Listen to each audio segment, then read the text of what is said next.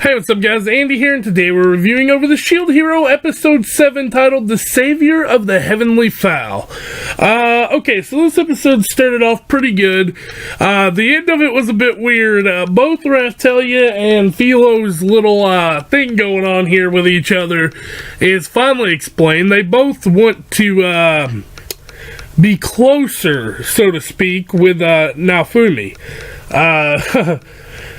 A lot of little hijinks happened, but in the end it was all for a good little cause, and everything turned out okay, and nothing got too weird, which I'm glad of. But let's go ahead and review this episode, and as always guys, if y'all do end up liking the video, don't forget to like, comment, and subscribe. Leave me a note of what y'all think, and if y'all want to just help out, subscribe to the channel. But let's get started.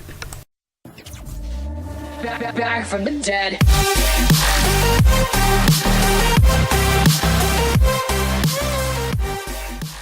Kicking things off, we have the intro and the title card, which the title card is yet again the Savior of the Heavenly Fowl, which you'll understand all that in just a second, because the opening scene we get here is basically NAOFUMI taking a bunch of herbicide to a village. Now, I predicted that this was due to what Motoyasu did, and I was pretty much right. That seed he planted, it cured their famine, but it grew out of control quickly and encased their village in vines and created monsters that were attacking them.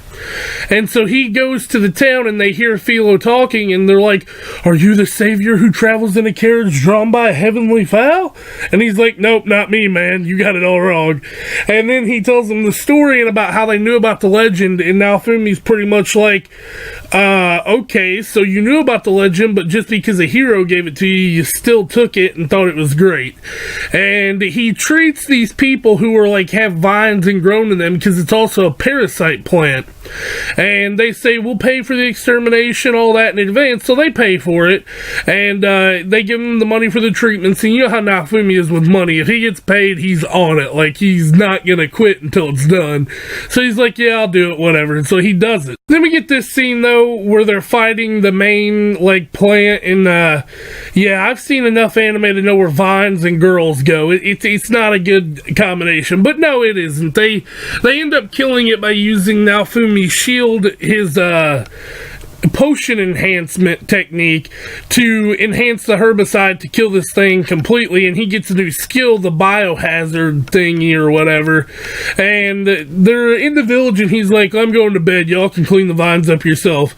And the guy was like, "It's hard to get a read on the shield here," and she's like, "Yeah." But in the end, NAOFUMI pretty much, he makes the seed to where he enhances the productivity and growth of it, but stop the breeding and mutation DNA, I would assume, in it, which I would assume that'd be really hard to do even with his shield, but he did it, so it didn't seem like too much of a problem to him. But he tried to sell them back to the village, and the village was like, "We have no money." And he's like, I guess he let them keep that one, that way they'd still have money. But then he moved on and he ended up, selling everything else to his buddy, who then again sent him out on another job request, that way he could get some more money. And they're at a hot springs and they deliver it, and he decides, he's like, "Yeah, we can take a dip in the hot springs." And then she's like, "I love you," and I put in my notes, this rivalry's getting out of hand between Philo and Raphtalia, and it was only the beginning. Raphtalia read this thing on the sign that pretty much said, "The springs bring love, whoever you bring in, whatever." And she's like, "If I take a bath with NAOFUMI, then we'll be together forever." And come to find out, Philo was in the springs with NAOFUMI the whole time, and he was just, telling her don't swim. And she's like, "I have to do something or Philo will steal NAOFUMI from me." And so she goes out to get one of these crystals from this galgacow bird or whatever it's called. And Philo goes out too because she wants the egg so he'll become his mate. And I was like, Jesus fuck no. They get attacked by this hog looking thing, and they get away and they find the bird, and then the hog pretty much breaks the egg and destroys the crystal. And they kill it and bring it back to town. And these guys are like, "Silver razorbacks are valuable prey used as offering in the town, so we'll buy it for a heavy price." So they buy it, and then they give Naofumi a little gift for crafting materials, and that's the end of the episode. So overall, it was a little wholehearted episode, but it was getting a little bit weird when Philo was like, he wants to be, or I want him to be my mate.